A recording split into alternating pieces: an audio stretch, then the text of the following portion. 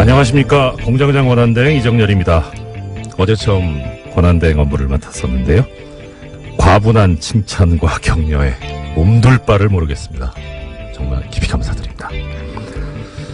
저는 그렇게 잘했다 생각이 안 들었는데 청취자님들께서 얼마나 기대를 안 하셨으면 그렇게 했는데도 칭찬을 해주시고 그런 생각이 드네요. 예, 시대정신이라는 말이 있습니다. 어떤 시대에 살고 있는 사람들의 보편적인 정신 자세, 태도 이렇게 정의가 되던데요. 한 해를 마무리하는 지금 2017년의 시대정신은 무엇일까 한번 생각을 해봤습니다. 작년 말부터 시작된 이 광장에 뜨거웠던 열기, 촛불, 그리고 국민의힘으로 이루어낸 최고 권력자 파면, 문자 참여운동 등등을 생각해보면은 현재 시대정신은 국민 참여, 직접 민주주의가 아닐까 하고 감히 말씀을 드려봅니다. 이렇게 국민들은 능동적이고 깨어있는데 이런 훌륭한 국민들을 아직까지 가르치려고 드는 사람들이 있어요. 그 사람들은 스스로를 지식인이네, 오피니언 리더네 이렇게 얘기를 하더라고요. 아무리 많이 배우면 뭐합니까? 아무리 번듯한 직업 갖고 있으면 뭐합니까?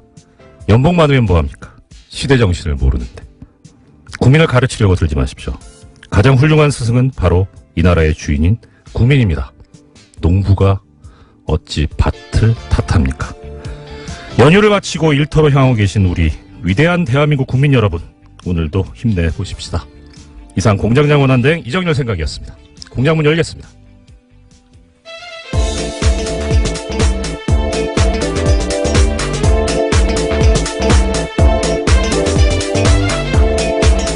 어서 오십시오. 시사인의 김은지입니다. 어제 뵙고 오늘 또 뵙는데 항상 반갑네요. 네, 반갑습니다. 예. 자, 오늘 좀 걱정은 돼요. 저 어제가 크리스마스여가지고 과연 뉴스가 있을까 싶은데 그럼에도 불구하고 또 튼실하게 준비를 해오신 김은지 기자님의 오늘 활약을 기대해보겠습니다. 어떤 소식 먼저 전해주시겠습니까? 네, 어제 크리스마스였는데요. 더불어민주당 추미애 대표와 자유한국당 홍준표 대표가 충북 제천 화재 현장을 찾아갔습니다. 두 사람은 사고 원인 및 대책을 놓고 극명한 입장 차이를 보였는데요. 추 대표는 소방 인력 및 장비 등의 확충이 시급하다라고 강조했고요. 반면에 홍 대표는 현장의 잘못된 대응으로 피해를 키웠다면서 세월호 참사 때와 닮은 꼴이다라고 지적했습니다. 예. 불행한 일이 벌어진 거는 이제 벌어진 거고, 문제는 원인을 어디에 두고 다시는 그런 일이 없도록 우리가 대비책을 세워야 되는데, 지금 말씀하신 바와 같이 원인에 대해서 서로 상반되게 생각들을 하고 계신 것 같아요. 근데 일단, 좀 신경 써봐야 될 거는 객관적인 어떠한 상황이 과연 제대로 되어 있는가 하는 것을 염두에 둬야 될 것 같은데. 네, 그래서 추미애 대표 같은 경우에는 어제 지방의 열악한 소방 인프라 개선돼야 된다는 점을 강조했는데요. 네네. 현장에 들어갈 수 있는 요원은 4명뿐이었다라면서 적절한 소방 장비와 소방 인력이 신속하게 투입됐다라면 하는 아쉬움이 남는다라는 이야기를 강조했습니다. 예, 그렇습니다. 이 제천 화재 발생한 제천 같은 경우에 인구가 한 13만 여분 정도 된다고 그렇게 들었는데 이 도시의 사다리차가 하나라고 그러더라고요. 네, 굉장히 소방 인력도 부족하고요. 소방 장비도 부족해서 여러모로 현장에서 애를 먹었다라는 것들은 여러 차례 보도가 나왔습니다. 예, 그렇죠. 그리고 추미애 대표도 지적을 했는데 현장에 들어갈 수 있는 요원이 4명뿐이다. 그러니까 전부 소방서에 계신 분들이 10분 정도? 3교대제로 운영하고 있으니까 사실적으로 생각해도 3분, 많으면 4분. 근데 또 그런 말씀들 하시더라고요. 그러니까 실제 편제는 그렇게 돼 있는데 막상 신고받고 출동할 때는 2명만 가도 다행이다.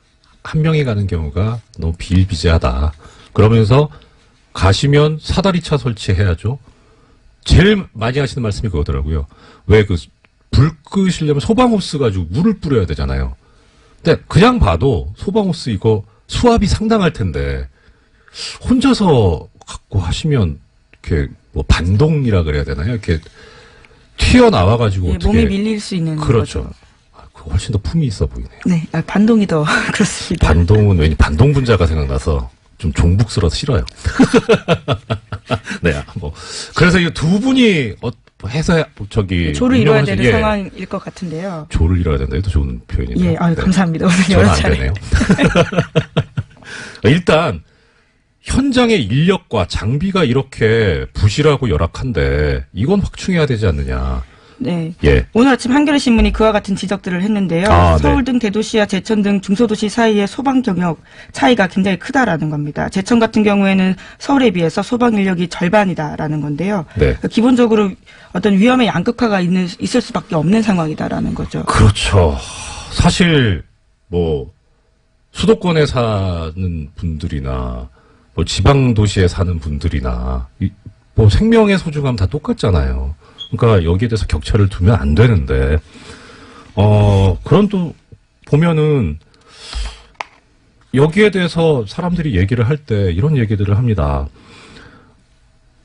지방자치단체 중에 소방서 설치가 안 돼 있는 데도 있고 또 그런데 한편으로 집값 떨어진다고 소방서 설치를 반대한 지방자치단체도 있고 또 이거 관련해서 그런 얘기가 있습니다.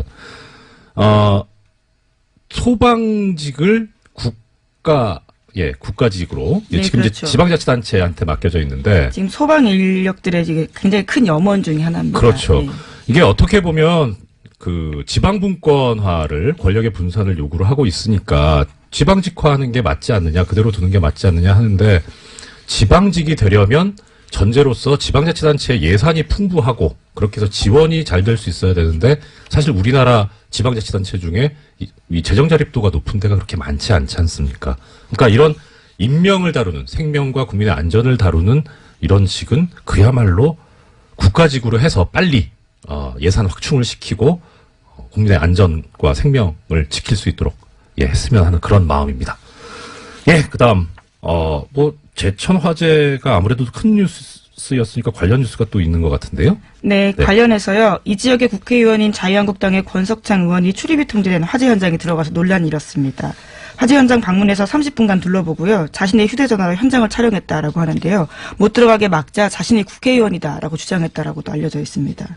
여기 왜 들어가셨답니까? 혹시 알려진 바가 있습니까? 자신의 주장은요. 네. 현장을 찾은 것은 의정활동의 일환이다라는 건데요. 현장을 통제해서 처음에는 경찰들과 실랑이가 있었지만 안전장비 갖추고 경찰관 입회하에 현장 들어갔다라고 주장하고 있습니다. 뭐 지역 국회의원이시니까 찾아가시는 것이 꼭 나쁘다고 할 수는 없는데 근데 이 현장이 아직 지금 뭐 조사가 완료된 게 아니라서 증거가 보존이 돼야 될 텐데 이 비전문가가 들어가서 좀 그렇지 않나 싶은데 네, 게다가 유족들도 출입을 못하고 있는 상황이라고 하는데요. 아, 그래요? 유족 대표 일부만 지난 23일에 합동 감식에 참관했다라고 합니다. 그렇기 때문에 현장에서 굉장히 여러 말이 나왔다라고 하는데요. 이게 그냥 뭐 이거 느낌인데 이 경찰분들께서 출입을 제지하셨으면 예전에 그 누구시죠? 김문수 경기도지사님. 네, 이제 119에 전화해서 굉장히 유명한 말을 했습니다. 나 김문수인데. 맞다, 순대. 예. 그 순대가 아니고. 그렇죠. 네. 지사님이라고 안 하셨나요? 처음에 경기도지사라고 했는데 그렇죠. 이제 그것을 알아듣지 못하니까 아마 자신의 이름을 밝혔던 것 같기도 하고요. 여기서도 그러면 나 국회의원인데라는 말이 나왔을 법한데 어떻습니까? 현장 제지하니까요. 충북 경찰서장에게 전화했다라는 보도를 제가 일부 봤는데 정확하게는 서장님한테 전화를 하시고 이런 것을 우리는 갑질이라고 하지요. 그래도 불행한 일이 벌어졌는데 가급적이면 좀 빨리빨리 이렇게 대처를 해서 상처를 치유할 수 있도록 서로 좀 힘을 합쳤으면 좋겠습니다. 여기 좀 도와주십시오. 네. 다음 소식 어떤 소식이 있습니까? 네, 최경환 자유한국당 의원이 특수활동비 1억 원을 받았다는 혐의로 구속영장 청구됐다라는 사실 다들 기억하실 텐데요. 네네. 이와 관련해서 영장실질심사가 올해 말까지 열리지 않을 것으로 보입니다. 그렇죠. 23일 종료 예정이었던 12월 임시국회가 여야 대치로 내년 1월 9일까지 연장됐기 때문인데요. 체포동의안을 처리할 국회 본회 일정이 잡히지 못하고 있습니다. 이게 원래 법에 의하면은 법원이나 검찰로부터 체포 요구에 관한 이제 동의안이 접수되면은 그것을 본회의에 보고를 하고 최초로 열리는 본회의에 보고를 하고 보고한 때로부터 24시간부터 12시간 사이에 표결을 하게 돼 있는데 이 보고조차도 지금 안 돼 있죠. 본회의가 열리지 않아가지고 원래는 22일 날 보고하고 그 다음에 끝내기로 네, 그렇죠. 표결조차 하지 않기로 합의한 바가 있는데요. 그랬죠. 지금 이 일정 자체가 진행되고 있지 않은 겁니다. 예. 그 대놓고 직무유기하겠다는 거잖아요. 참. 안 그래도 정치권이나 국회의 그 신뢰도가 높지 않은데 이런 식으로 또 그 와중에 이제 그 본회의도 열리지 않았으니까 원래 임시국회가 특별한 의사일정 합의 없으면 30일 회기여가지고 그러니까 지금 아까 말씀하신 대로 1월 9일까지인데 자 1월 9일까지 해넘겨서까지 그러니까 의사가 있는지 아닌지까지는 모르겠는데 이거 방탄국회 아닙니까? 예, 좀 국민들하고 자꾸 이렇게 거리감 생기는 이런 행동을 자꾸 해서 어떻게 하시려고 하는지 참 심히 걱정스럽습니다. 네, 뿐만 아니라 이우현 자유한국당 의원 같은 경우에도요, 이번 주 중으로 사전 구속영장 청구될 방침이다라고 알려져 있는데, 네. 10억 원대 불법 정치자금 및 공천 헌금 받은 혐의거든요. 예, 이 또한 같은 상황입니다. 이분은 편찮으시죠? 예, 많이들 건강들이 안 좋으신 것 같아요. 날도 안 좋고 그래서 예, 속히 쾌유 치료를 받으셔가지고 쾌유하셔서 영장실질심사에 임하셨으면 좋겠습니다. 예, 다음 뉴스는요. 네, 뉴스타파가 홍준표 자유한국당 대표의 유죄 혐의를 입증할 정황 증거 하나를 찾았다라고 보도했습니다. 홍 대표는 성완종 전 경남기업 회장에게 1억 원을 받았다라는 혐의로 재판받았지만요. 어제 전해드린 바와 같이 대법원에서 최종 무죄 났습니다. 법원의 판단은 돈을 줬다고 말한 성완종 전 회장이 숨지게 전한 인터뷰가 증거 능력이 없고 또 돈을 전달했다고 하는 윤승모 전 경남기업 부회장의 진술의 신빙성이 떨어진다라고 판단했는데요. 윤 전 부회장 같은 경우에는 돈을 홍준표 의원실에서 줬다라고 했는데 당시 상황을 묘사한 바가 있습니다. 그런데 이 부분이 신뢰성이 떨어진다라는 거거든요. 뭐라고 진술했냐면 네. 척당 불기라는 글씨가 의원실에 걸려 있었는데 홍준표 대표 쪽 반박은 그것은 의원실이 아니라 당대표실에 걸려 있었다라고 주장한 겁니다. 그러니까 의원실엔 한 번도 걸려 있은 적이 없다라는 것들을 법원이 받아들인 건데요. 네네. 그런데 뉴스타파가 찾아낸 동영상을 보면 2010년 당시에 홍 대표 의원실에 관련된 글씨가 붙어 있습니다. 아이고 뭐 일반적으로 생각할 수 있는 거는 아니 왜 이렇게 바로 나올 거짓말을 하냐 하는 그런 비판 있을 수 있는데 저는 이 소식을 듣고 그 생각이 들더라고요. 빨리 좀 내놓지. 늦게 찾아왔나 봅니다. 그러니까요. 네. 아유 아까워요. 자 이거 관련해가지고 많은 분들이 물으시는 게 새로운 증거가 나오지 않았냐. 그러면 이걸로 이제 상황이 바뀌었으니까 재심을 해서 처벌을 할 수 있지 않겠느냐 그런 문제를 제기를 하시던데요. 우리나라 형사소송법에 의하면 재심은 피고인에게 유리한 경우에만 할 수 있습니다. 무죄가 되거나 내지는 적어도 형을 낮출 수 있는 사정이 생겼을 때, 그런 증거가 발견되었을 때, 그때 할 수 있는 건데요. 근데 지금 이것은 피고인한테 불리한 거라서 이거 일사부재리 원칙 때문에 재심은 우리 법상 허용이 안 됩니다. 많이 안타까우시겠지만 법이 그렇기 때문에 법이 그렇다는 것을 좀 알아주셨으면 하는 그런 마음입니다. 예, 그리고 또 중요한 소식이 하나 있다고요? 네, 검찰 과거사위원회 검토 대상 사건에 배우 고 장자연 씨 사건 등 8건이 추가됐다라고요. 중앙일보가 보도했습니다. 검찰 과거사위는 검찰의 부적절한 사건 처리 의혹을 조사하는 건데요. 네. 장자연 사건 같은 경우에는 2009년 탤런트 장 씨가 유력 인사들의 접대를 받다가 스스로 목숨을 끊으면서 수사가 시작됐습니다. 네. 당시에 일부 인사에 대한 봐주기 의혹이 제기된 바가 있는데 법무부 검찰 과거사위가 이것들을 다시 검토하겠다라고 밝힌 겁니다. 자, 검찰 과거사위원회에서 새로 이제 과거의 부실 수사에 관해서 진상조사를 하겠다는 말씀인데 지금 그 중에 장자연 씨 사건 기자님께서 말씀을 주셨습니다. 아시는 분들은 또 아시겠지만 어떤 분들은 또 모르실 수도 있으니까 이 사실관계를 좀 김 기자님께서 약간 설명해 주셨으면 좋겠습니다. 네, 이제 2009년에 벌어졌던 사건인데요. 말씀드렸던 바처럼 유력 인사들의 접대를 강요받다가 스스로 목숨을 끊었다면서 유언을 남기고 그리고 그 유언장이 있었거든요. 네네. 그 내용들이 그 당시 굉장히 화제였습니다. 예. 그런데 경찰 수사가 시작되었는데 경찰은 5명을 불구속 기소 의견만 하고 검찰에 송치했습니다. 그런데 그때는 성접대 의혹이 아예 빠져 있었거든요. 그러니까 이 문건에 보면요. 조선일보 사장이라는 의원이 있는데요. 이와 같은 술자리 참석했다라고 했던 인사들 10명 이름 모두 빠져 있었던 겁니다. 네. 그래서 검찰의 수사를 이어받았는데 김종승 씨와 유정호 씨 당시 매니저와 그리고 대표 명예훼손 혐의 그리고 폭행 혐의로 기소가 됐고요. 나머지는 모두 무혐의 처리된 바가 있습니다. 이게 지금 사실 애청자 여러분 꼭 기억해 주셔야 되는 게요. 이 장자연 씨, 고 장자연 씨 사건이요. 김은지 기자님 전문입니다. 예, 저기 주진우 기자가 전문이셨고요. 저는 예, 같이 그런 미담은 얘기하지 마시고요. 김은지 기자님 전문입니다. 예, 아니면 앞으로 전문으로 하도록 오늘부터 하겠습니다. 바로 전문이 되실 거고 계속 우리 애청자 여러분들 기억하시죠? 다스는 누구 겁니까? 이거는 뉴스공장에서 시작이 돼서 계속 하고 있죠. 장자연 씨는 누가 죽였습니까? 는 김은지 기자님께서 계속 파주실 것으로 기대하고 있습니다. 굉장히 무거운 숙제를 또 전해주시는데요. 예. 자, 여기에 근데 이제 관련되는, 아까 이제 접대 강요도 있었고, 껄끄러우실 수도 있는데, 언론사가 관련이 되어 있지 않습니까? 네, 그 당시에 그래서 검찰 공소장을 보면요. 장자연이 작성한 문서에 조선일보 사장이라는 기재가 있다는 사실만으로 피의자가 장자연으로부터 술 접대를 받았다거나 성매매를 하였다고 인정하기 부족하다라면서요. 결과적으로 방상문 사장 같은 경우에 증거 불충분으로 혐의 없음 처분받았습니다. 거참, 네.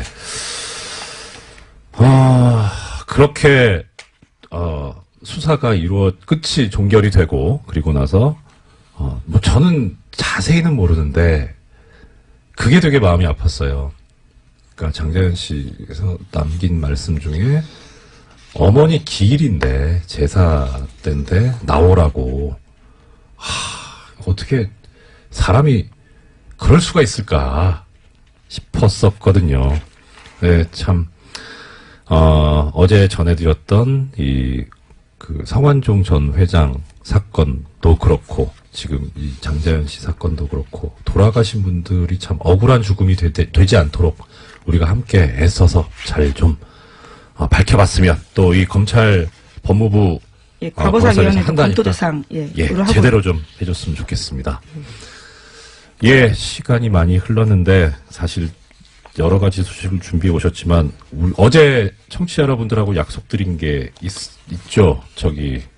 삼성언론재단에서 언론인 분들, 우리 시사인에 계신 분들이나 TBS에 계신 분들은 안 보내주고 다른 분들만 보내줬다는 이 엄청난 잘못에 관해서 오늘 좀 이어서 이야기를 해보겠습니다. 지금 언론재단 나오는데 이 언론재단이요. 실제 사업이 어떻게 되는지 혹시 나온 얘기가 있습니까? 비용이라든가 회계를 어떻게 처리한다 이런 것들요. 예, 언론재단은 아니고요. 이게 지금 삼성 해외 연수 사업이라고 할 수 있는데요. 이제 주신 자료들을 보면 어제도 말씀을 잠깐 하셨지만 소속사 대표의 추천을 받은 언론인이 그 그룹당 한 명씩 추천을 받아서 갈 수 있는 상황인데 1년 동안 $10,000를 학비로 받게 되고요. 또 체제비 같은 경우는 $3,500를 받는다라고 합니다. 예. 여기 보면 월요? 네, 그렇죠. 여기 보면 삼성언론재단의 경우 목적 사업비의 80%, 그다음 상남언론재단 여기는 LG 계열인데요. 이게 85%를 언론인 해외 연수와 어학교육 지원에 사용해 오고 있다고 합니다. 그러니까 이 재단 자체가 아예 그 목적인 거죠. 보면 참 이게 사업이 96년 삼성언론재단 같은 경우에 시작이 되죠. 시작이 되고 2016년까지 있었습니다. 여기 기술을 그래서 하나씩 붙이시더라고요. 그 삼성언론재단에서 보면 22기까지 2016년에 그래서 이제 2017년은 못 가셨고. 근데 오늘 드리고 싶은 말씀은 이겁니다. 이 중에 2000년도에 6기로 다녀오신 당시 모 신문의 모 신문이라고 할 거 있나? 경향신문의 문화부 차장님 당시 다녀오신 분이 계세요. 이분이 그러니까 결국 삼성언론재단 삼성 돈으로 다녀오신 거죠. 여기에 대해서 그리고 나서 2009년에 본인이 근무하시는 신문에 칼럼을 쓰신 게 있습니다. 제목은 굿바이 노무현. 이 글에 보면 이런 얘기가 나옵니다. 참여정부의 실정으로 서민들이 가난해지는 동안 노무현 패밀리는 부자가 되었다는 사실은 변하지 않는다. 재벌개혁을 다짐하고는 삼성에 국정을 위탁하고 특권 없는 사회를 만들겠다고 하고는 스스로 특권층이 되고 시장개혁 대신 시장 만능의 우상을 퍼뜨림으로써 노무현을 통해 세상의 낡은 질서를 바꾸려 했던 그 열정을 싸늘한 냉소로 바꿔놓고 삼성에 국정을 위탁했다. 뭐 사실인지 아닌지 모르겠는데 삼성 돈으로 유학 다녀오신 분이 하기는 좀 썩 적절한 말씀은 아니지 않나 싶은 생각이 얼핏 들었고요. 이 칼럼이 2009년 4월 15일에 실리는데 아주 공교롭게도 한 달 후에 노무현 대통령이 서거를 하시죠.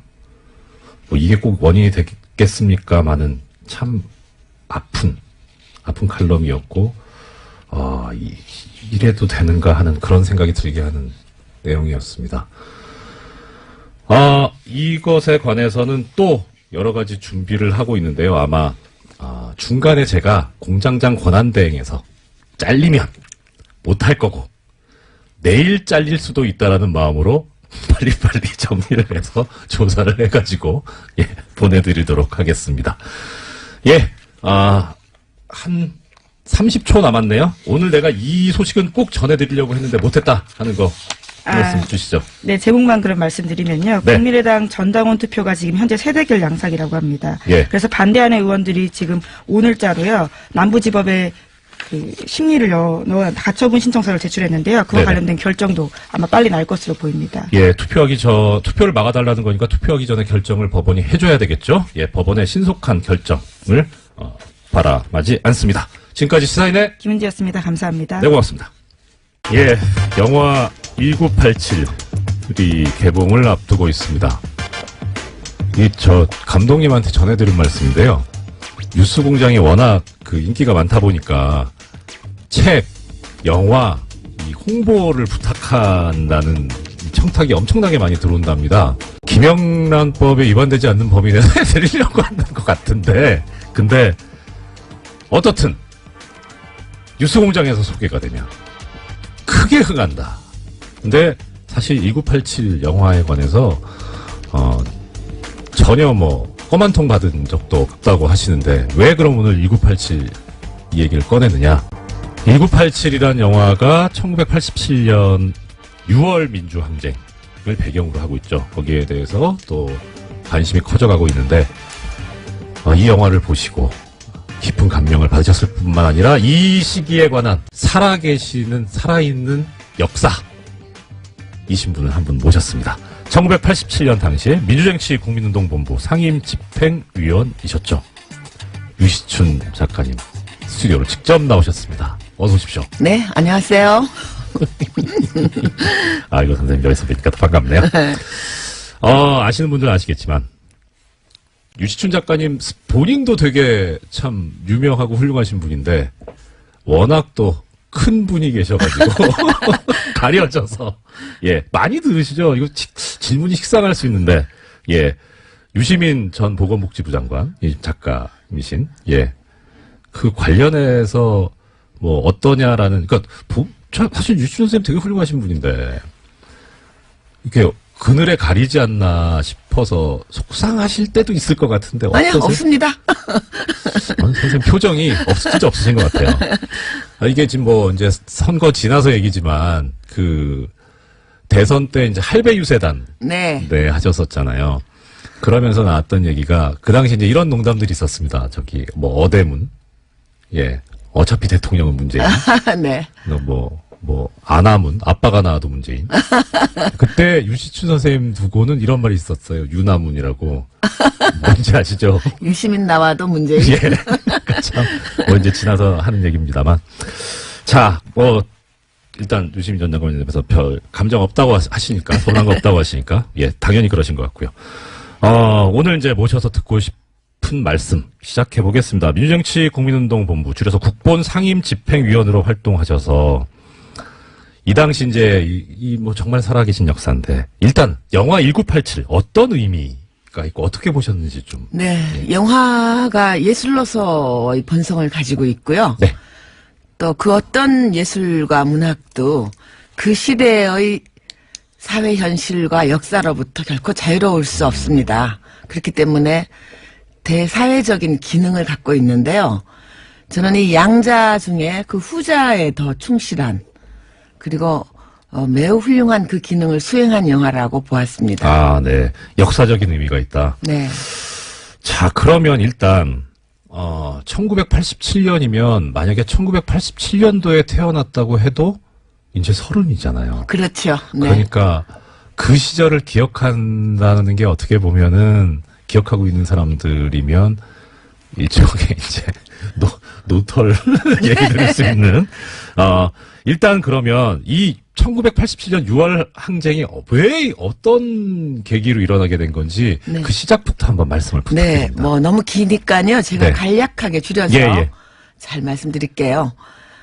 여러분 아시다시피 그 박정희 유신 통치 체제는 사실 종신 집권 체제였습니다. 그렇죠. 근데 이제 내부의 분열로 박정희 대통령이 시해당하고 네. 민주주의를 갈구하던 국민들은 민주정부가 당연히 들어올 거라고 아주 합리적인 추론을 했는데 네. 뜻밖의 전두환과 그 신군부 일당이 광주에서 학살을 감행하고 그야말로 정권을 탈취했습니다. 그렇죠. 이제 그로부터 한 7년에 걸쳐서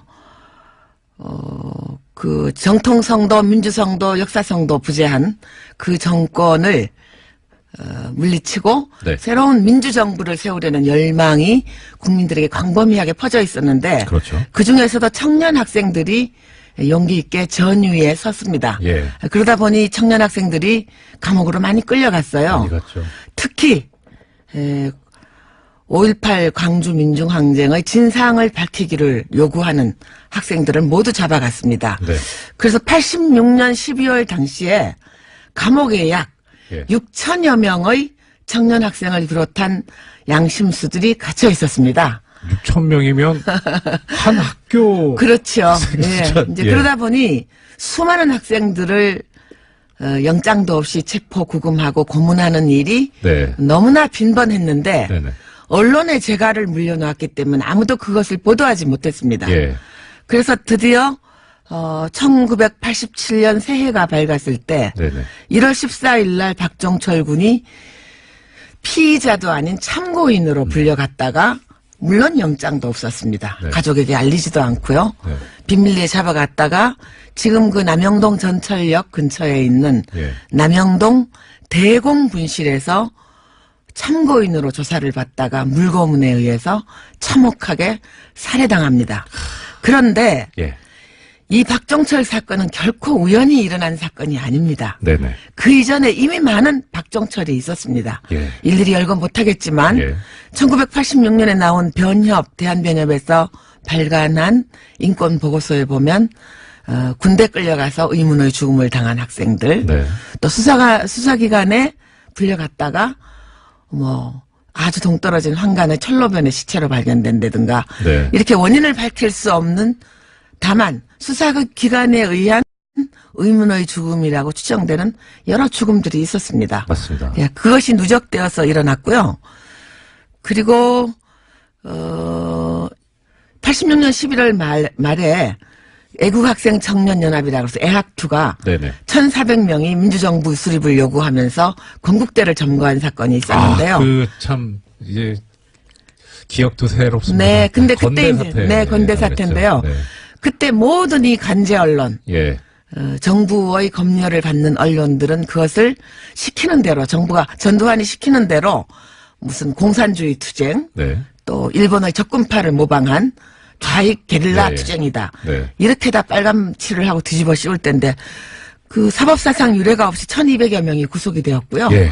그래서 감옥이 터져나갈 지경에 이르렀고 드디어 박종철 사건을 고문하고 난 다음에 시체를 깜짝같이 내다버리지도 못하고 네. 화장하지도 못하고 네. 들켜버린 겁니다. 그렇죠. 네. 예. 그래서 들켜버려서 예. 이 사건이 굉장히 국민들의 공분을 일으켰고요. 여러분 예. 잘 아시다시피 그 영화에 자세히 나옵니다만 네.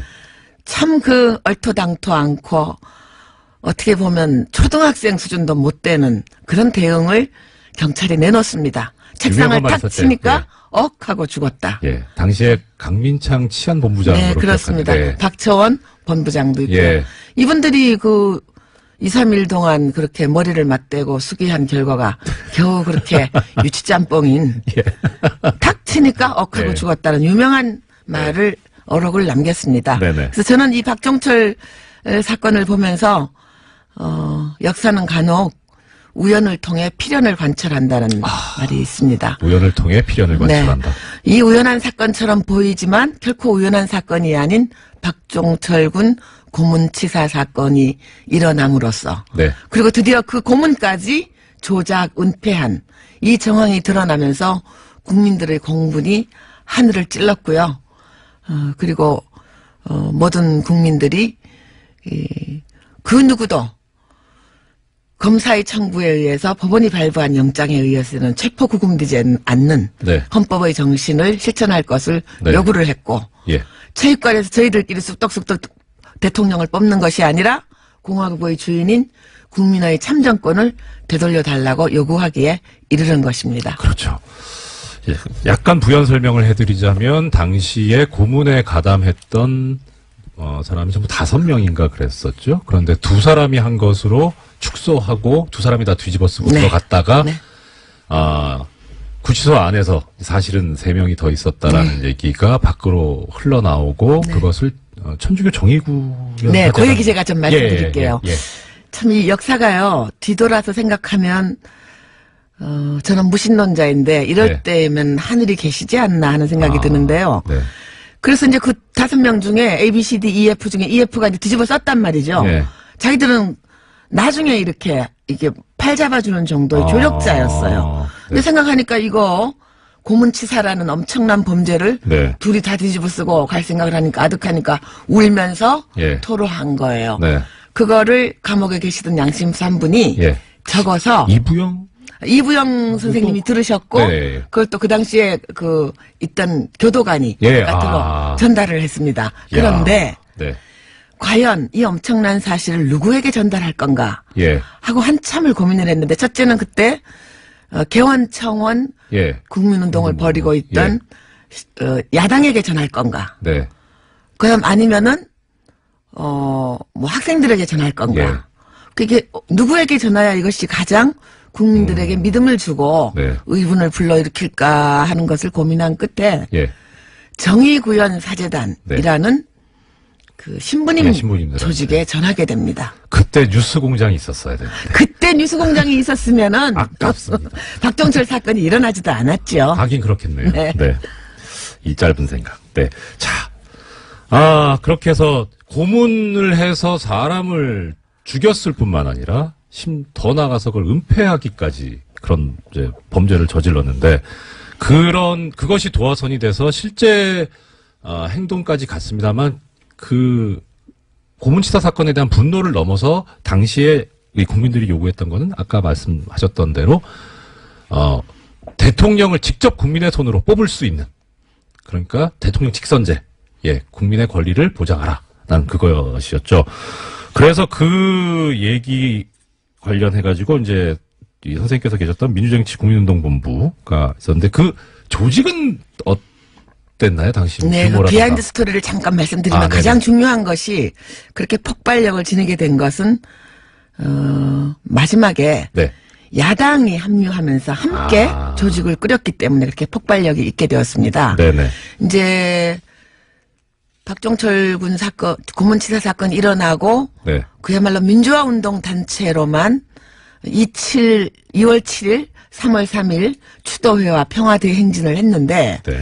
그때는 청년 학생들과 민주화 운동 단체만 결합을 해서 시위를 했는데 큰 대중적인 호응을 얻지 못했어요. 예. 또 무섭기도 했죠, 사실.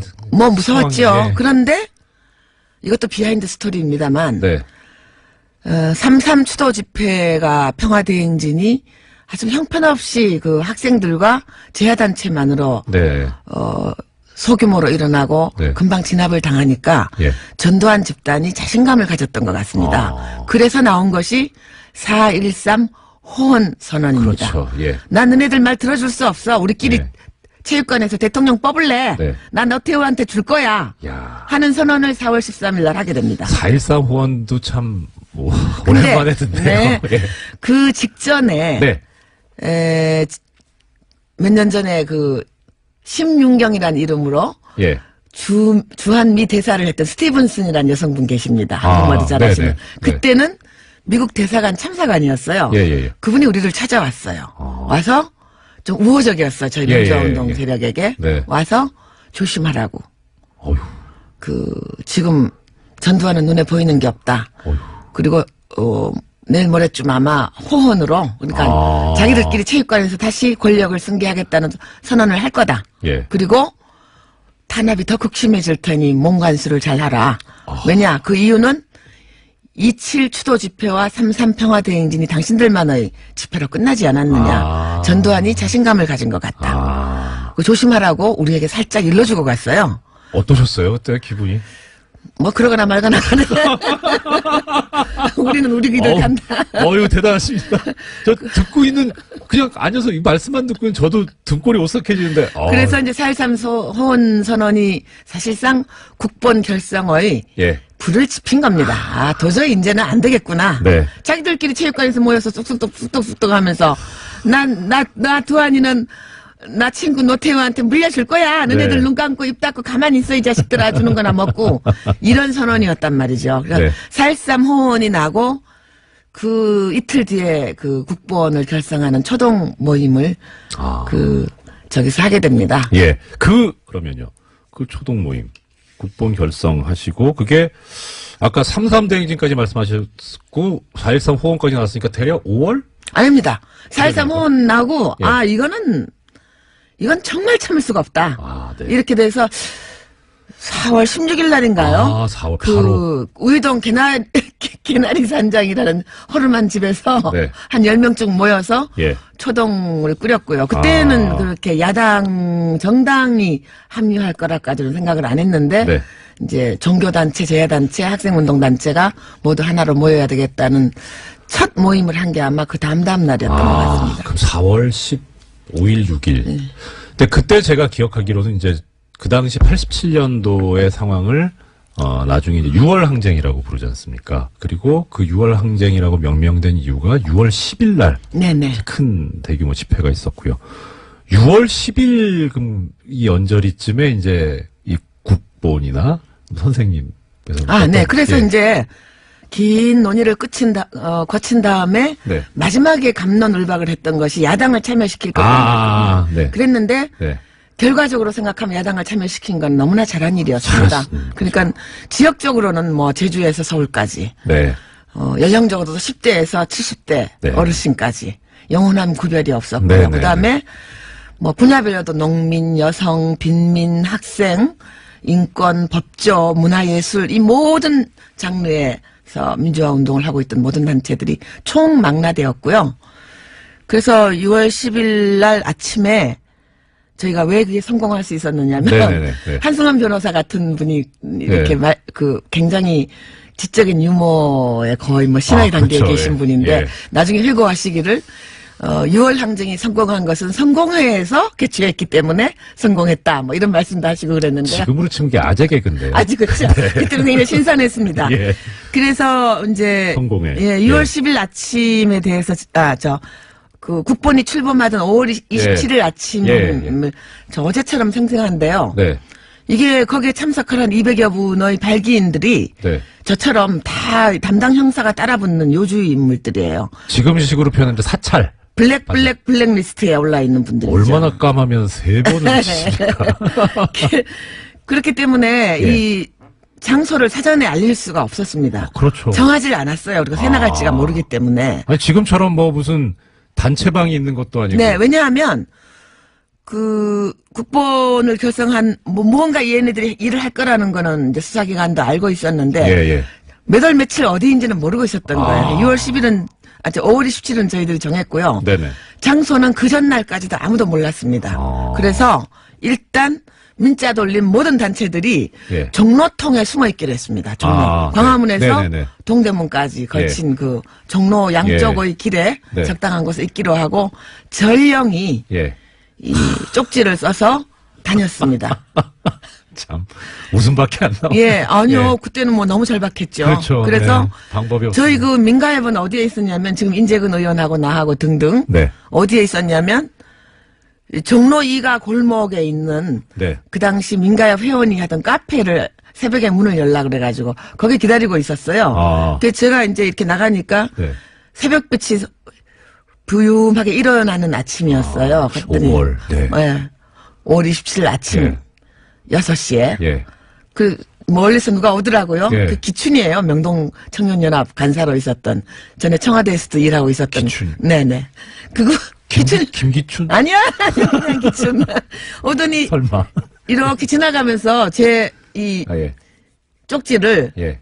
저 작은 메모지 한 장을 제 손에다가 이렇게 쥐어주고 나가더라고. 봤더니 향린교회 이렇게 돼 있는 거예요. 아. 근데 그때 저희가 이제 어디서 하느냐를 두고 네. 뭐 민주화 운동의 메카였던 종로가 기독교회관 예, 알쓸 신자매도 KCC. 얼마 전에 나왔죠. 예. 예. 거기 그다음에 뭐 명동성당 네. 또 향린교회 네. 그다음 서대문에 있는 기독교 사회문제연 아, 예. 뭐 그 네 군데를 이제 올려놓고 생각을 하고 있었는데 새벽 5시쯤 가봤더니 눈치를 챈 경찰들이 정경들을 나머지 세 군데는 다 풀어놨어요. 왔다 갔다 해요. 보니까 그 기독교 회관하고 예. 기사연하고 명동성당 앞에는 예. 이렇게 정경들이 깔려 있고 사복 형사들이 왔다 갔다 해요. 워키토키를 꺾고. 그쪽 입장에서 보면 예상 문제잖아요. 거기는. 그렇죠. 예상 네. 문제지요. 네. 향민교회는 없었어요. 아. 그래서 향민교회로 정한 것이 5시 한 반쯤. 네네. 그리고 6시에 쪽지를 써가지고 종로통을 중심으로 이렇게 흩어져 있던 민자 돌린 단체한테 쭉 돌린 거예요. 네네.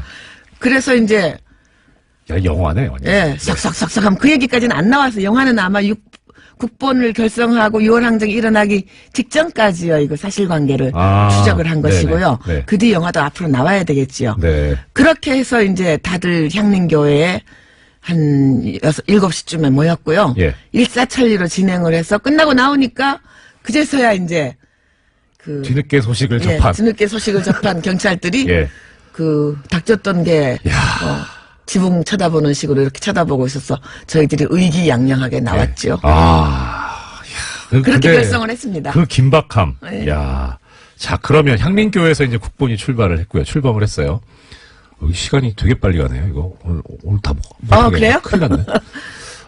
그러면 6월 10일로 정한 것은 아니요, 선생님, 저기, 이거는 영화도 영화지만, 네. 예, 좀 더 자세히 듣고, 네네. 예, 그래서, 선생님한테 다시 한번 폐를 끼치더라도, 네. 네, 자세히 한번 들었으면 싶습니다. 자, 네네. 그러면 이제, 한림교회에서 출범이 됐고, 그 다음에, 그러면 이제, 아까, 성공회에서 하셨기 때문에 성공했다고. 네네. 성공회는 그럼 어떻게 돼? 이제 우리가 성공회는 그때 지키지 않았기 때문에. 예. 그리고 성공회에 그때 젊으신 분들이 많이 계셔가지고. 네. 거의 뭐 요즘은 좀 486 세대들이 거기 그때 한 20대, 30대들로 있어가지고. 예. 우리에게 매우 협조적이었고요. 아. 거기만 지키지 않고 있었습니다. 그리고 네. 6월 10일로 못을 박은 것은 첫날 회의에서. 네. 전두환이 노태우에게 권력을 승계해주는 민정당 전당대회가 6월 10일 날 12시에 있었기 때문에 맞습니다. 그날로 저희들이 대응을 한 것입니다. 아, 진짜 그때 저도 그렇게 기억이 생생한데, 1987년 6월 10일 날 민주정의당 전당대회에서 대통령 후보를 선출하는데, 당시 노태우. 전당대회. 예. 네. 힐튼 호텔. 예, 그리고 이제 리셉션, 축하연을 거기서 했죠. 네. 힐튼 호텔, 예. 남대문, 네. 숭례문 옆에. 제가 그때 6월 10일 날 숭례문 부분에 있었거든요. 뭐 체류탄 연기 엄청 났을 겁니다. 아휴, 남대문 시장을 처음 가본 게 그때였습니다. 네. 도망간다고. 예.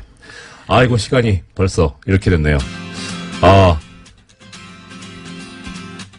막간에 제가 선생님 다시 한번, 설득을 해서 내일 한번 모시도록 하겠습니다. 선생님, 네. 오늘 말씀 감사합니다. 근데요. 네. 6월 10일 날 네. 전경이 그냥 물샐 틈 없이 에워싸고 있는 삼겹사겹의 그걸 해치고 성공에 진입에 성공한 20명의 얘기가 하나하나가 영화입니다. 예, 3부 시작하겠습니다. 화요일의 남자, 바른정당 하태경 최고위원 오셨습니다. 예, 반갑습니다. 처음 뵙습니다. 우리 봤죠, 몇 번. 왔다 갔다 하면서. 최고위원 저는 같이 소주를 안 마시면 기억을 못 합니다. 소주. 근데, 네. 오늘 분위기가 예. 훨씬 밝아졌어요. 인물부터 비교되는데. 의원님, 이 칭찬인지 아닌지 잘. 아니, 없을 때 까라고. 그 말씀이시군요. 아니, 이제 과거에 보면 우리가 신언서판이라고 그러잖아요. 네네네. 일단 얼굴대지, 언서, 목소리도 훨씬 좋습니다. 목소리 지금 칭찬이 자자하더라고요. 선생님, 선생님, 의원님, 국정의 한 축을 담당하시는 국회의원이시고, 정당의 최고위원이신데, 이렇게 사람 보는 눈이 없으시면 어떻게 합니까? 공장장한테, 불만 있는 사람 많아요. 그렇습니까? 없을 때 제가 대변해 드리는 거예요. 저런. 저는 아닌데. 네, 괜찮다고 생각을 했는데. 아니, 우리 이판사님도 보니까, 물론 우리 공장장님 눈이 있으셔가지고 후계자를 잘 고르신 것 같은데. 후계자 아닙니다. 그냥 대행입니다. 네. 자, 먼저, 지난주에, 저도 이제 지금 대행을 하고 있습니다만, 이렇게 매일 듣거든요. 근데 지난주에 바쁘셔가지고. 지난주에? 네. 지난주에 핫한 이슈가 있어가지고. 예. 제가 굉장히 재밌게 들었어요. 남경필, 이재명. 예. 논쟁. 네. 근데 제가 놀란 게, 이재명 시장님 우리 바른정당으로 오셔야겠더라고요. 왜요? 아니, 남지사가 과거 이재명 시장 입장이고. 예. 뭘 좀 퍼주려는 입장이고. 예. 이재명 시장은 재정적인 문제를 이유로 들어서 계속 반대하는. 구도가. 예. 구도가 그래서, 이재명 시장님 보수로 전향했나? 스카우트 하신다면. 네. 이재명 시장님 요즘 핫하죠. 저희들이랑 코드가 맞죠. 핫하기는 하태경 최고위원이시죠. 자, 보니까 제가 이제 대행으로서 좀 준비를 한다고 보니까 의원님 페이스북에 마지막 호소라고. 맞습니다. 예. 그 호소를 오늘 인재의 등용문 뉴스공장에서 한번. 요즘. 네. 고백합니다. 대놓고 구걸 정치하고 있습니다. 우리가 교섭단체가 네. 무너지면서 후원금이 확 끊기는. 네. 이런 상황에서. 예. 핫해. 그냥 핫하게 대놓고. 네. 예. 후원금 좀 보내주시라고 구걸 정치하고 있습니다. 예. 판단 잘 해주시고요. 청취자 여러분들. 네. 자, 지금 사실 의원님 모셨습니다마는 바른정당 얘기를 해야 되는데 바른정당 관련해가지고 지금 또 가장 이슈가 되고 있는 게 통합 얘기 아닙니까? 통합이죠. 예. 근데 제가 보기에 제가 이제 바른정당 쪽 입장이라고 가정을 하고 생각을 하면 어떻든 이제 같이 살림을 합치자, 통합을 하자 이런 파트너잖아요. 근데 네. 파트너가 내부적으로 좀 정리가 잘 되고 순조롭게 스무스하게 와야 되는데 계속 싸우고 있는 것 같거든요. 그런 통합의 파트너 입장에서 보실 때 국민의당 어떻게 보이세요? 장단점이 있는데요. 네네. 너무 조용하게 되면은 네. 또 시너지 효과가 없잖아요. 그러니까 이게 리스크가 있지만 네네. 기회도 있는 거죠. 여기서 예. 감동적으로 성공적으로 잘 마무리되면 예. 훨씬 저는 시너지 효과가 클 것이다. 이 과정이 일단 시끄러워야 돼요. 뭔가 이 흥행이 되려면 지금 바닥을 치고 가야 된다. 굉장히 시끄럽잖아요. 예. 흥행 요소는 있는데 네. 이제 문제는 이 끝이 어떻게 잘 마무리될 것인가. 아직 영화의 끝이 네. 남았잖아요. 예. 그러니까 이 부분이죠. 이 부분이 지금 제일 중요하죠. 그러면 그 끝을 잘 마무리하는 데 있어서 국민의당 내부대로 어떤 생각이 있겠지만 바른정당 쪽 내부에서 우리는 이거를 잘 만들기 위해서 어떻게 해야 되겠다 이렇게 생각하고 계신 거 있어요? 명분이죠.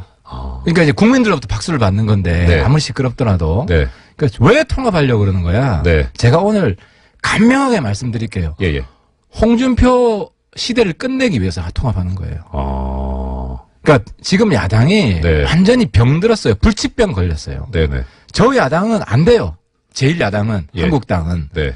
그러면 그래서 정치가 지금 수준 이하로 떨어지고 있고 네. 국민이 피곤하고 나라가 망해가고 있다고요. 이 자유한국당이 아니라 자유만국당이에요. 정말. 그러니까 불리한 짓을. 이 당을 네. 이 당을 없애기 위해서는 어떻게 해야 되냐? 지금 우리랑 예. 국민의당이 따로따로 가잖아요. 네네. 지방선거 지나면 없어져요, 이 당. 이 당이라 하면 이제 두 개 당이 바른당과 국민의당이 예. 네. 참패할 거 아니에요. 이 두 당이 각계 약진하면. 그렇게 보시는군요. 네. 그렇죠. 지금 예. 사당 체제하에서 어떻게 광역 하나 이기겠습니까? 아. 근데 우리가 합치면 우리가 한국당을 지지율에서 앞서갈 것이고 네. 한국당이 끝난다. 네. 그래서 대표 야당이 교체가 된다는 거죠. 예. 그러면은 건강한 정치가 예. 훨씬 우리 통큰 협치할 거예요, 민주당이랑. 예. 그럼 제가 지금 문득 드는 의문이 두 가지가 있습니다. 하나는요, 그 김성태 의원 같은 경우에 이제 바른정당에 계시다가 자유한국당으로 들어가셨는데 원내대표가 되셨잖아요. 그렇죠. 그러니까 순전하게 이거는 이제 그 우리 하 의원님 개인적인 생각으로 나도 갈 걸. 그런 생각 해보신 적 없어요. 그러니까 저는 김성태 대표가 자기가 더 성장하려면 네. 홍준표를 끝장내면 돼요. 아. 지금 거기는 홍준표 당이지 예. 김성태 존재감 제가 볼 때 없어요. 아. 물론 그분은 그 네. 안에 들어가서 정말 네. 잡초처럼 네. 참고 견디면서 인동초 먹고 지금 원내대표 된 거는 평가받을 만하죠. 네네. 근데 국민들 생각에는 예. 저기 홍준표 당이지. 근데 홍준표를 본인이 끝장냈다. 네. 이러면은 평가받는 거죠. 예. 근데 제가 왜 바깥에 있겠습니까? 예. 홍준표 체제를 끝장내기 위해서는 새로운 야당을 만들어서 예. 저기를 국민들로부터 평가해서 소멸시키면 되는 거예요. 그 방법밖에 없어요. 그 지금 의원님 말씀은 그러니까 김성태 의원 같은 경우에 그럼 트로이의 목마다 이런 말씀. 그 작전을 만약 펼친다면 네. 김성태 대표는 정말 부활합니다. 예수님처럼. 근데 저 홍준표 체제 하에서 네. 저렇게 홍준표 시키는 대로만 하고 있으면 당장 그 김성태 대표 그랬잖아요. 홍준표 덕장 만들겠다. 덕장은 무슨 덕장, 연탄 가스니 뭐니 해가지고 유해랑 똑같은 막장인데 지금 막장 부부 아니야? 막장 부부 유해랑 똑같이. 덕장이 그 황태 덕장 같이 이렇게 얼었다 녹았다를 반복하는 그런 덕장 아닐까요? 그러니까 김성태 대표 전혀 예. 말빨이 안 산다. 당을 좀 바꿔보려고. 물론 홍준표를 덕장 만드는 것만으로도 김성태 뜰 수 있어요. 네. 근데 그게 가능하겠습니까? 지금 당장 무죄 나오니까 다시 덕장인지 독장인지 둘 다 쉽지 않을 것 같은데요. 덕장을 만드는 것도 쉽지 않고 그렇다고 소멸시키는 것도 쉽지 않고. 그렇죠. 지금 아무리 한국당 바꾸려고 그래도 홍준표 그대로 쓰면 국민들 머릿속에 똑같아요. 네. 자, 그럼 또 하나 이제 의문이 뭐냐면 이제 조금 전에 국민들한테서 지지를 받아야 된다는 말씀을 하셨고 그 방법은 명분이다라고 하셨는데 솔직하게 드는 생각은 뭐냐면 명분은 좋기는 한데 우리 국민들 입장에서는 피부에 와닿는 여기는 통합해야 돼. 그래야지 내 삶이 좋아져. 내가 나한테 이득이 돼 하는 그런 게 사실 잘 안 느껴지거든요. 그건 이렇게 보면 됩니다. 네. 우리가 한국당을 대체하는 제1야당이 된다고 쳐봐요. 네. 한국당 그냥 발목만 잡잖아요. 무조건 반대만 하잖아요. 국회 네. 안 돌아가잖아요. 네. 당장 지금 국회 안 돌아가잖아요. 네. 개헌도 안 되잖아요. 예. 우리가 제1야당이 되면 통큰 협치합니다. 무조건 발목 안 잡아요. 예. 협력할 건 협력해요. 개헌해요. 네. 근데 의원님 그 관련해서 이런 얘기들이 있더라고요. 그러니까 피부 와닿는 거 한마디만. 네네. TV 보면 짜증 덜 날 거예요. 왜요? 홍준표 얼굴 덜 보니까. 홍준표 대표에서 물러나니까. 그러니까 TV를 사려나? 우리가 한국당을 이기면은 예. 지방선거 끝나고 홍준표 대표 TV에서 얼굴 안 봐도 돼요. 대표에서 물러날 거 아니에요. 그러길 바랍니다라고 말씀드릴 수도 없고. 아니 홍준표 얼굴 안 보는 것만으로도 네. 국민들 스트레스 훨씬 덜 받을 거예요. 자, 근데 이런 말씀도 있습니다. 그러니까 지금 이제 제1야당이 되면 통큰 협치를 할 거다. 근데 새누리당에서 바른정당이 탄생해서 나왔는데 지금 자유한국당과 바른정당으로 이제 뭐 표면적으로는 둘로 갈라져 있잖아요. 도대체 그럼 바른정당이 자유한국당하고 다른 게 뭐가 있냐 지금까지. 그러니까 자유한국당이랑 똑같은 사람 다 넘어갔잖아요. 그러니까 이제 국민 여러분들이 착각하는 게 네. 그동안엔 자유한국당 바른정당 별 차이 없더라. 네. 그 자유한국당이랑 똑같은 이야기하는 사람도 있었어요. 예. 그 사람들이 다 갔어요. 그래서 의원님은 안 가신 거고. 그렇죠. 저는 계속 다른 이야기. 예. 하태경은 기억 남는 게 뭐예요? 홍가기밖에 없죠. 근데 내가 대표가 아니니까 이게 묻힌 거지. 그러면 의원님 이 얘기 또 나옵니다. 뭐 오늘 지금 제목 중에 하나인데 남경필, 원희룡 두 분 지사님이 지금 탈당 얘기가 솔솔 나온다고 해요. 그럼 그분들은 지금 방금 전에 이제 의원님 말씀하신 것처럼 자유당이냐, 자유한국당이냐.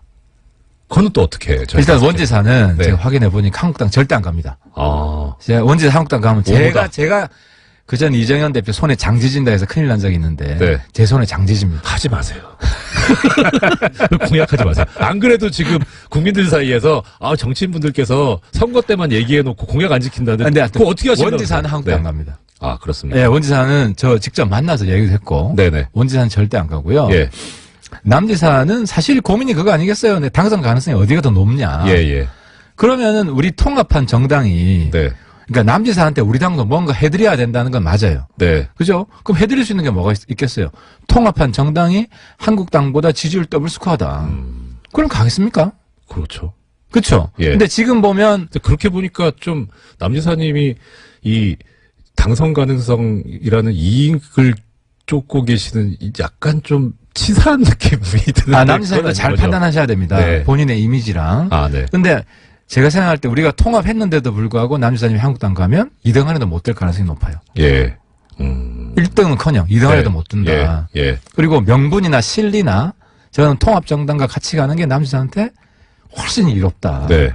근데 너무 점잖다. 우리 그러면, 점잖지 않게, 그럼 한 말씀 더 네, 올리겠습니다. 공격적으로 했어요. 공격적으로. 내가 지금 적응이 안 되고 있어요. 저기, 지금 부산에, 이제 해운대 갑 지역구시죠. 제 지역구. 예. 거기서는, 다음번에 당선되겠냐, 바른정당 간판 가지고, 자유한국당을 가셔야 당선되지 않겠냐, 차라리 자유한국당 가시라, 이런 얘기도 제가 들어봤거든요. 그건 어떠세요? 여론을 솔직히 말씀드리면, 네. 이 통합당, 예. 가지 말고 자유한국당 가라는 여론이 사실 좀 더 강했어요. 예. 제가 지역 가서 들어보면. 예. 최근에 바뀌고 있습니다. 박지원 의원님이 도와주셔가지고. 어떤 말씀이죠? 이게 역설인데, 박지원 의원님이 예. 처음에 뭐라 그랬냐면, 죄송합니다만, 박지원 의원을 부산에서는 어르신들은 아직도 빨갱이라고 생각 많이 해요. 예. 왜 빨갱이 박지원 밑에 가서 일하려고 그래? 이러다가, 네. 박지원 의원이 통합당을 яр하게 부시니까, 예. 까니까, 예. 박지원이 반대하는 정당이구만. 거기 빨갱이 정도는 아니네. 네. 그러면, 기왕 박지원 대표, 말씀 나왔으니까, 박지원 대표, 그렇게 얘기하셨어요. 3등하고 4등하고 합쳐봐야 꼴등밖에 더 하냐. 뭐하러 통합하냐. 그건 어떠세요?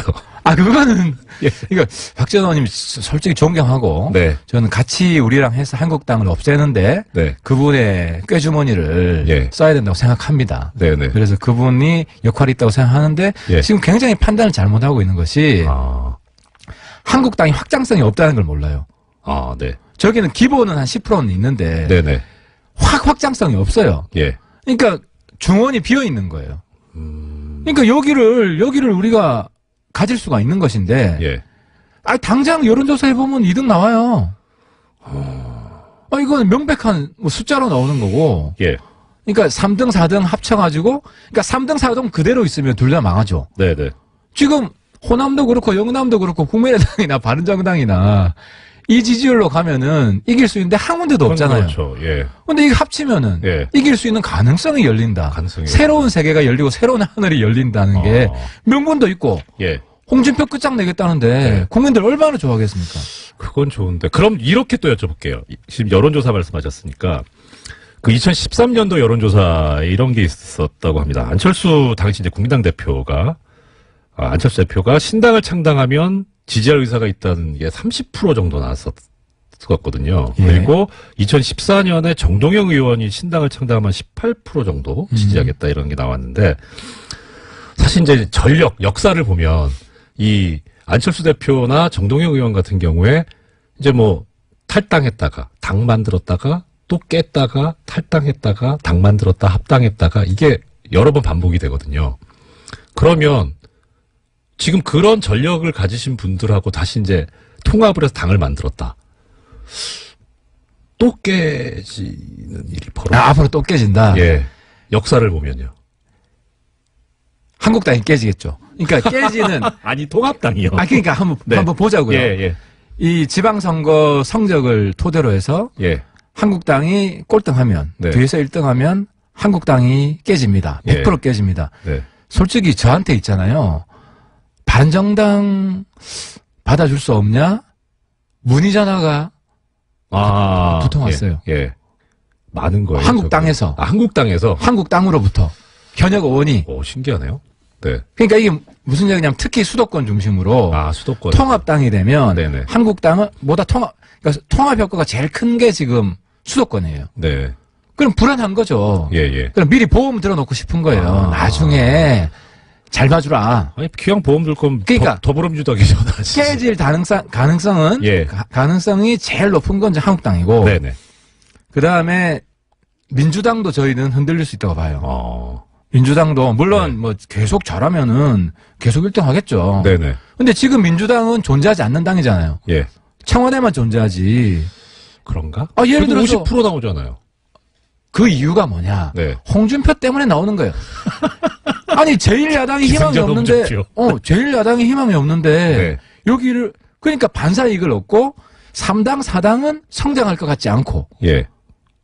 딱 스탑했고 예. 이러니까 여당밖에 없다 이렇게 되는 거죠. 그러니까 야당의 대안이 있으면 대표 야당이 바뀐다고 하는 순간 네. 정치권 지각 변동이 일어나요. 그러면은 물론 우리 통합당이 깨질 가능성이 없다는 건 아닌데 깨질 네. 가능성이 가장 높은 당은 1번 한국당. 네. 그리고 민주당도 일부 흔들릴 수 있다는 거죠. 예. 근데 아니 제가 여쭤본 건 이제 그거죠. 당 깨는 전력을 상당히 많이 가지신 분들하고 합당을 하면 그러니까, 미래가 불확실하지 않냐. 그러니까 그 중에 한 분은 네. 통합에 절대 반대하니까. 정동원 예. 대표는 논외로 아니고 네. 안철수 대표는 네. 집안이 잘 되고 예. 그러니까 자기가 이번에 통합이 되면 1등 공신이 안철수예요. 솔직히 저도 이 자리에서 나와서 계속 얘기했지만 저는 통합까지 생각 안 했어요. 네네. 선거연대만 하자. 우리 예. 너무 다르다. 왜냐하면 그때는 호남 의원들까지 다 하나가 된다고 생각했기 때문에 부담도 됐고. 예. 근데 안 대표가 정말 저는 지난번에 제가 여기서 안 대표가 초딩에서 중딩됐다 한 2주 3주 전에 했는데 요번에 대딩됐어요. 이제 의무 교육을 마치고 월반에서. 왜냐하면 저는 이렇게까지 일관되게 뚝심 있게 예. 통합을 밀어붙일 거라고 생각 못했어요. 중간에 또 철수할 거라고 생각했어요. 근데 뚝심 있게로 평가하시는 분들도 계시지만 당원 당규를 무시하고 이런 분이 법치주의를 지키겠느냐 그런 얘기도 있는. 아니 당원 당규 무시한 건 이번에 법원에서 판결 날 거고. 네. 근데 저도 그 부분 이번에 당원 당규 위반했다. 예. 법원에서 판결 나면 좀 수용을 했으면 좋겠어요. 저도 어디든지. 만약에 이게 당원 당규 무시한 거다. 예. 위법이다. 네. 그럼 우리 통합 못 하는 거죠. 그렇죠. 네. 수용해야 된다고 생각하고 예. 만약 위법이 아니다 그러면 신청하신 분들도 네. 수용을 하자. 더 이상 이렇게 막 진흙탕 싸움 하지 말자. 예. 그 제안을 했으면 드립니다. 좀 이거는 이제 아픈 말씀. 아직까지 별로 안 아파. 좀 더 세게 해주세요. 예. 제가 마음이 약해가지고. 너무 약한 거 이런 얘기를 하는 분들 계시더라고요. 그러니까 지금 이제 결국 아까 말씀하신 대로 찾아와야 될 때 공략 지점이 중도 부분인데 어떻게 보면 이제 무당층. 그런데 그러면은 이 무당층을 끌어올려면 내 기득권을 좀 포기를 하는 그런 모습이 있어야 되는데 지금 바른정당만 놓고 보더라도 원내 교섭단체가 붕괴함으로써 국고보조금이나 이런 게 이제 적어지니까 어떻게든 교섭단체를 만들기 위해서 통합을 하려고 하는 거 아니냐 이런 지적이 있던데요. 가난한 사람이 부자 되겠다는 그 욕심이 나쁜 욕심은 아니잖아요. 근데 문제는 예. 나쁜 일 해서 부자 되겠다는 건 나쁘지만 예.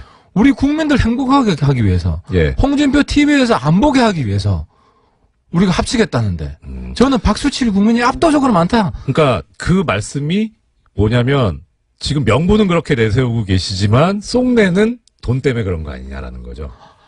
정당이 네. 권력을 포기하는 순간 그 정당은 존재할 이유가 없죠. 예. 우리는 그렇죠. 돈이 아니라 네. 국민들을 위해서 우리 권력을 제대로 쓰자. 예.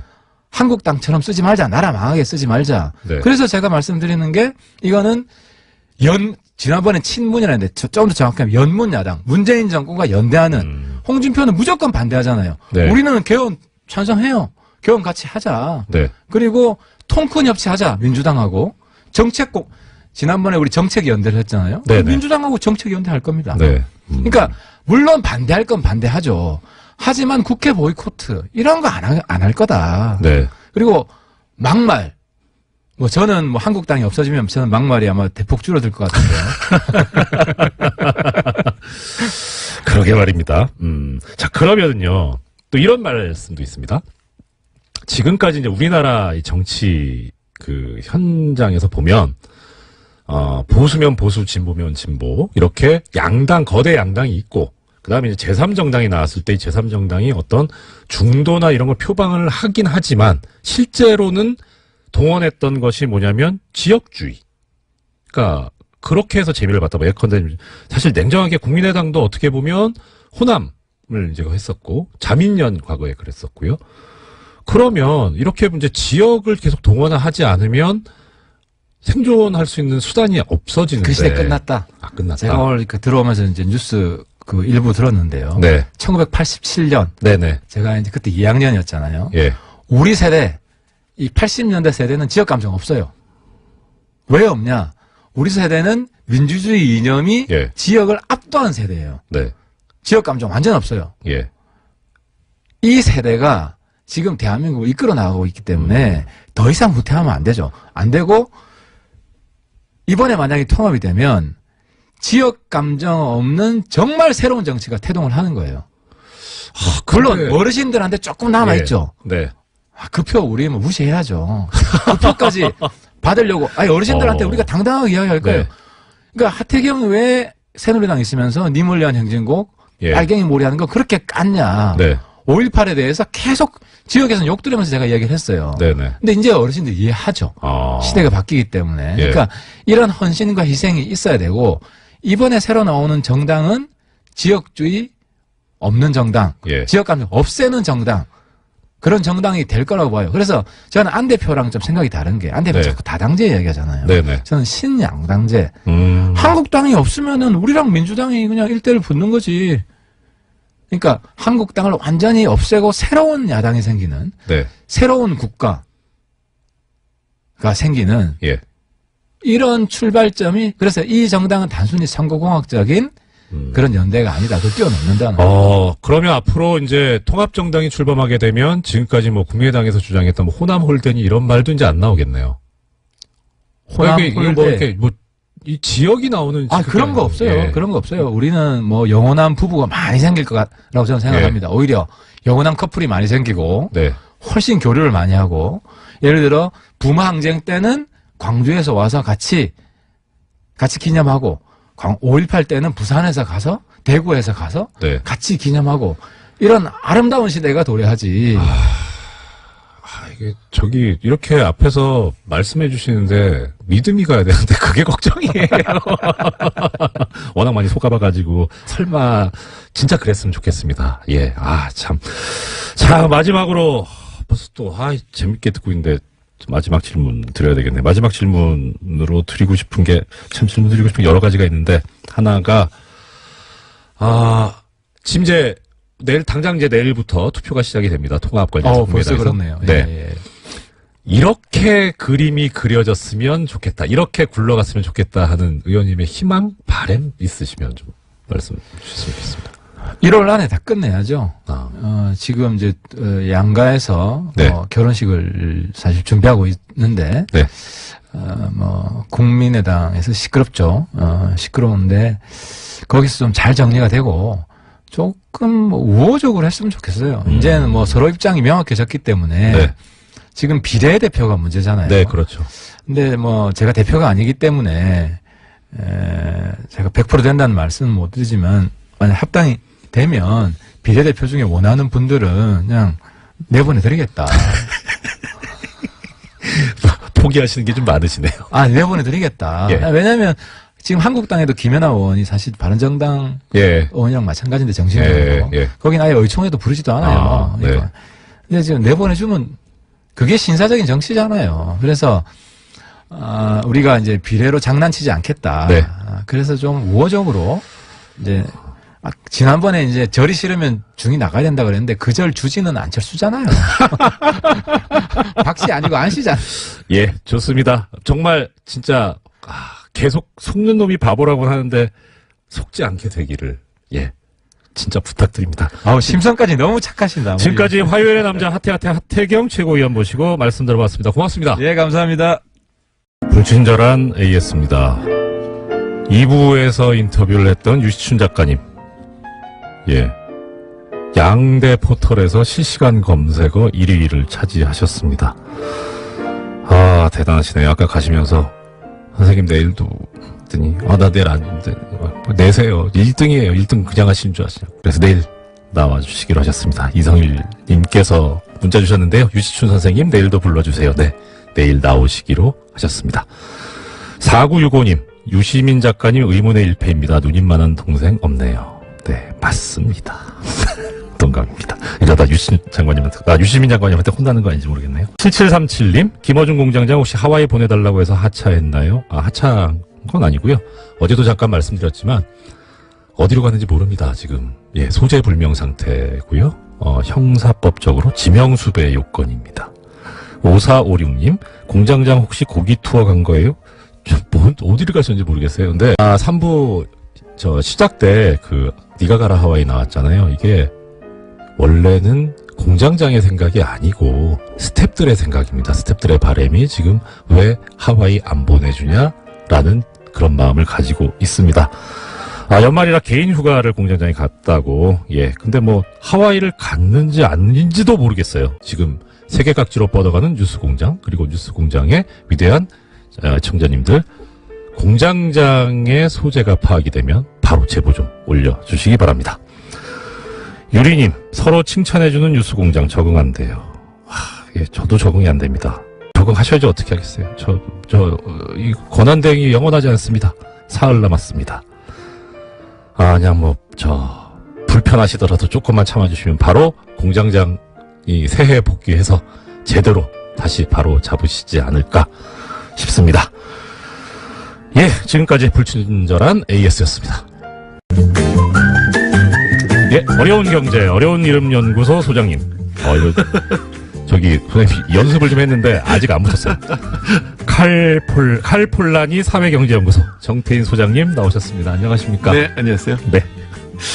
네, 유시춘 누님께서 무슨 얘기를 하셨길래 포탈 일입니까? 영화 1987 관련해서 6월 항쟁 때 말씀하셨는데요. 네, 시민이보다도 유시민 장관보다도 말 잘합니다. 어휴, 깜짝이야. 네. 이 방송 항상 들을 때마다 드는 생각인데, 소장님 나오실 때 시그널이 참 깜찍하고 좋습니다.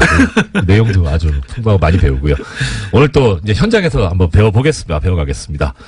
어제 중소기업중앙회에서 실시한 대국민 중소기업 이미지 인식도 조사가 있었다고 하는데, 결과가 어떻게 되는지부터 좀 말씀해 주십시오. 네, 중소기업 호감도가 100점 만점에 51.4점, 대기업은 71.5점, 성인 1000명한테 조사를 했는데요. 네네. 사실 이 절대 수치는 문제가 아닌데, 네. 중소기업 호감도가 매년 조사에서 떨어지고 있어요. 특히 20대가 51.4에서 47.8, 30대는 52에서 47 이런 식으로 떨어지고 있어서 중소기업 가고 싶지 않다. 젊은 사람들이 이런 얘기들이 이제 확실하게 나타나고 있는 거죠. 예. 여러 가지 이유가 있을 텐데요. 중소기업이 이렇게 호감도가 낮은 것이. 근데 특히 이제 항목별로 이게 이제 구분이 돼 있다고 하지 않습니까? 어떤 부분이 이제 특히 항목별로 보면 근로조건에 대한 호감도가 제일 낮았습니다. 이 근로조건이라는 건 임금, 근로시간, 작업 환경 이런 것들인데 이 호감도가 46.8로 가장 낮았고, 또 안정성도 없잖아요. 중소기업 가면은 평생 직장 이런 건 꿈도 못 꾸는 거니까 그것도 낮았고요. 자아실현이 그 다음이 낮았고, 사회적 지위 다 이 중소기업한테 불리한 항목들에서 낮았고, 성장성이 그래도 5개 중에서는 제일 나은 편으로 나왔습니다. 그래도 그렇게 큰 차이는 안 겠습니다. 이게 지금. 그러니까 이게 절대 수치는 큰 의미가 없는. 그냥 주관식으로 물어보고 점수 써가지고 그걸 평균한 거니까. 이건. 하지만 공감이 갑니다. 봉급, 또 열악한 작업 환경, 야근, 과로. 자, 그러면 일단 봉급 먼저 얘기해 주셨으니까 임금. 실제 그럼 대기업이 지금 71.5점, 그다음 중소기업이 51.4점이면 거의 20점 가까이 차이가 나는데 임금 부분에서 도대체 얼마나 차이가 나?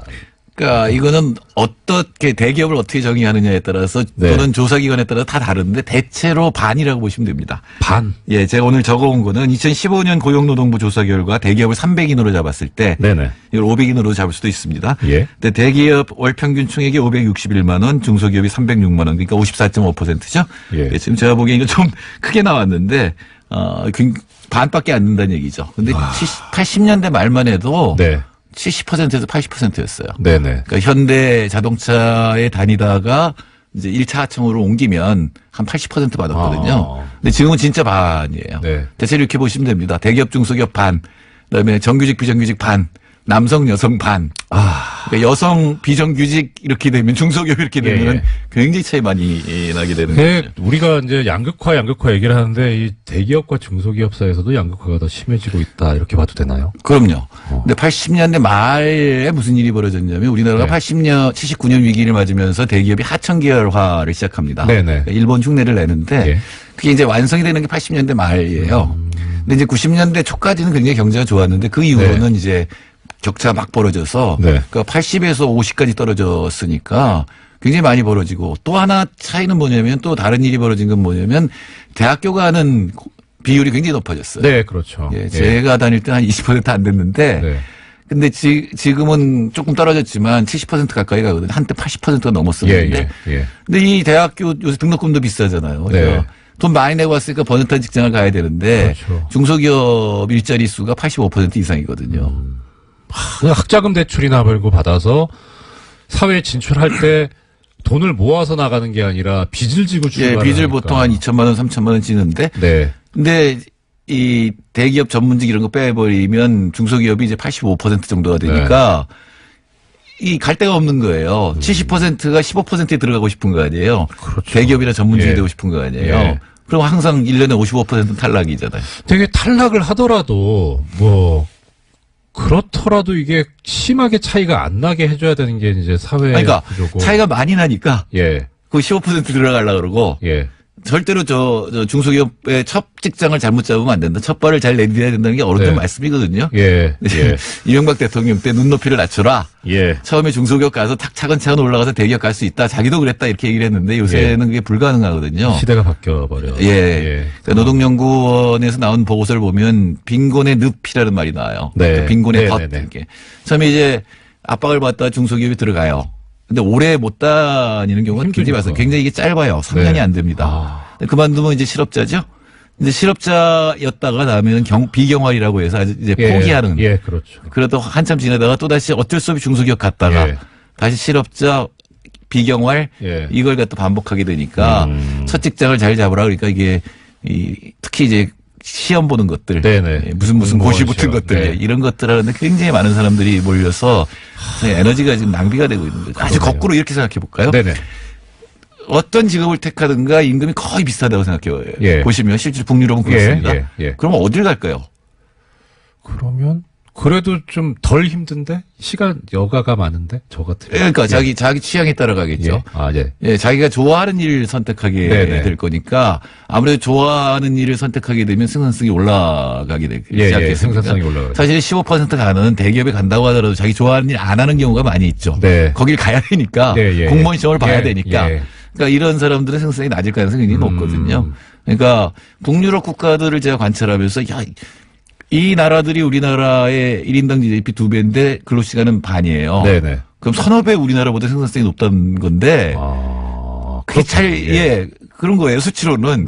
잘 이해가 우리나라 사람 그렇게 못났나? 이건 아닌데. 우리나라 저 사람들 같이 이렇게 또 열심히 일하고. 못나지 않았는데 그런 거는 어쩌면 한쪽에서는 좋아하는 일만 하고 어쪽에서는 싫어하는 일만 하는. 제가 뭐 농담처럼 하는 얘기 중에 피를 보면 기절하는 아이들이 의대 간다고. 거기가 워낙 좋은 직장이니까 어떻게든 공부 열심히 해서 가는데 자기 적성하고 맞지 않는 거거든요. 그러면 이렇게 이제 차이가 나고 사람들이 막 참 어려워하는데 왜 이렇게 중소기업이 상황이 열악한지 혹시 뭐 좀 제도나 시스템상으로 아까 제가 얘기한 하청 계열화가 완성됐다는 거는 이제 대기업에서 하청 단가를 매긴다는 얘기잖아요. 우리나라 중소기업의 절반은 하청 계열사라고 보시면 됩니다. 근데 하청 단가를 되게 마음대로 한다면 예. 예를 제가 10,000원짜리 부품을 만드는 중소기업 사장이에요. 열심히 노력해서 생산성을 올렸어요. 기술을 발전시켜서 9,000원에 만듭니다 지금. 네, 네. 옛날처럼 10,000원이 단가면 10,000원에 받아서 1,000원 남잖아요. 그렇죠. 그거 가지고 생산성을 더 향상시키든가 노동자 임금을 줄 수가 있는데 네. 대기업이 그걸 다 알아요. 얘가 어느 걸 발전시키는지 다 알고 하청 단가를 굳혀서 깎아버려요. 아, 이게 그 후려치기 뭐 이런. 예. 어떤 거는 정기적으로 우려치는 것도 있고 예. 사실은 대기업의 하청기업이 되려면 자신의 기술 상황 어떤 친구들이 자기의 지금 들어왔는지까지 다 알려줘야 됩니다. 정보를. 헐. 그러니까 대기업들은 아이고, 영업 비밀 아닙니까? 근데 그렇게 안 하면 그 계열사에 못 들어가 계열에 못 들어가니까. 예. 참 심하다. 그러니까 그런 것들 다 파악하고 있으면서 생산성 향상분을 다 하청단가 후려치기로 빼가면 네. 중소기업 생산성이 계속 낮을 거 아니에요. 재충전이 안 되는. 인센티브도 없고 네. 여력도 없고 네. 그럼 생산성 격차가 점점 벌어지는 걸로 나타나게 되겠죠. 아, 그러면 임금은 점점 벌어지고 예. 그럼 뛰어난 젊은이들은 안 가려고 그럴 거 아니에요. 여기. 예, 그렇죠. 예. 그럼 이 가는 사람도 또 이렇게 차이가 벌어지니까 이게 점점 예. 벌어지고 이게 극단적으로 가게 되면 사실은 극단적으로 가게 되면 대기업도 자기 이 발밑을 갖다 파버리는 거거든요. 그렇죠. 토대가 예, 지금은 취약해지니까. 중국에서 끌어온다고 하는 건데 이게 제대로 안 되면 굉장히 위험해질 수 있는 겁니다. 아, 그렇군요. 그러면 결국 이제 이 대기업들이 그렇게 뭐 일종의 횡포를 부리는 거에 대해서 규제를 하고 뭐 나가야 되는데 김상조 공정거래위원장 같은 경우에 그러면은 우리가 잘하고 있다라고 봐야 되는 겁니까? 뭐 이제 얼마부터 여태까지 자율적으로 하라고 그랬죠. 네. 네, 뭐 이렇게 좀 명분을 축적하는 것 같다는 느낌은 듭니다. 네. 그러니까 복잡하게 순환 출자 이런 것보다는 네네. 하청 단가 문제라든가 예. 이런 쪽을 우선 보겠다라고 예. 했기 때문에 내년 초에는 어떤 이 조치가 나올 거로 보입니다. 그러면 소장님께서 전문가시니까 이런 상황에서 그럼 뭐 예를 들어서 외국은 이렇게 하고 있다 내지는 우리는 또 이렇게 갔으면 좋겠다 어떤 이런 정책이라든가 그런 거에 대해서 이렇게 말씀 주실 만한 것은 뭐가 네, 있을까요? 일단은 예. 하청 단가 후려치기나 네. 이 중소기업이 개발한 기술을 탈취한다든가 이런 것들은 철저히 막아야죠. 이건 불공정한 얘기예요. 그거 뭐 도둑 아닙니까? 네, 그렇죠. 또 하나는 이제 클러스터라는 걸 만드는 건데 네네. 문재인 정부의 경제정책 기조가 소득주도 성장하고 네. 그다음에 혁신 성장인데 혁신 성장이 1번에 뭐가 들어가 있냐면 중소기업을 혁신의 주역으로 만들겠다는 얘기가 나옵니다. 이거 처음 나온 얘기입니다. 우리나라 역사상. 네. 근데 이게 굉장히 어려워요. 예. 근데 중소기업이 혁신의 주역이 되려면 네트워크가 돼야 됩니다. 하나하나로는 굉장히 어렵지만 이 기업들이 비슷한 동종이라든가 네네. 비슷한 지역에 있는 중소기업들이 네트워크를 이뤄서 정보를 교류하면서 또 거기에 대학들이 도움을 줄 수가 있죠. 우리나라 네. 대학들은 전부 세계 인류만 얘기하는데 그렇지 않아요. 그러면 진짜 망합니다. 그렇죠. 예, 예. 지방에 있는 산업이라든가 자기 지역에 있는 기업들하고 같이 작업을 해서 이 기술을 발전시키고 그 이익을 갖다 그 네트워크가 나눠 가지는 거죠. 그래서 여태까지는 우리나라 중소기업 지원금이 이렇게 적지가 않거든요. 아, 그렇습니까? 예, 세계적으로 중소기업 정책도 제일 많고 지원금도 적지 않은데 이게 기업 단위로 다 갔어요.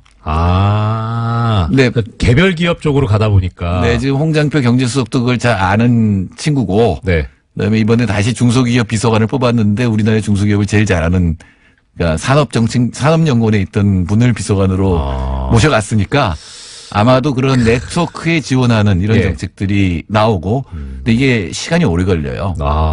가령 그러니까 조급하면 안 된다. 예, 세계적으로 유명한 에밀리아노 뭐냐면 몇백 년이고요.